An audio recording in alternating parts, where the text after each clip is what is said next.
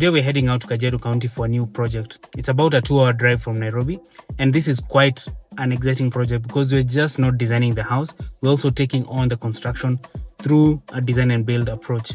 The client is based in Texas, so our job is to make sure that the project is properly managed from design all the way to the construction phase. And so far the design has gone out very well. Once we got to site, the first thing we did was establish exactly where the building was going to sit, considering that it's a 5-acre piece of land. We had our setting out plan with us and we used a measuring wheel to map out the exact position of the building, of course plus some quick math. We marked out the approximate footprint on the ground, and from there we could start preparing for excavation. But before committing to the foundation, we needed to understand what exactly was happening underneath the ground. So we dug a few trial pits to establish where the good murram was sitting. And this is where things got interesting.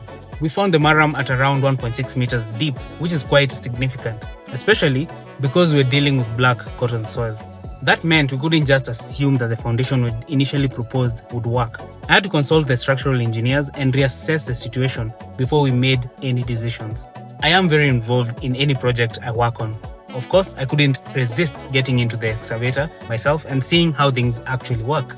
We decided to continue with the excavation based on the original proposal, but the final structural foundation solution is still being determined.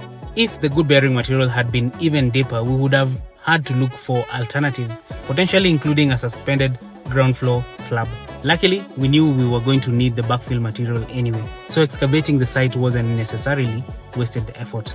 We briefly made a short trip to the Kajiado County offices to sort out approvals and maybe get some meat, some nyama choma in Kajiado town. Before calling it a day, we got the drone up to document the process and give the client a proper view of what's happening on the ground. That's basically a day on site: excavation, problem solving, and a little bit of fun along the way.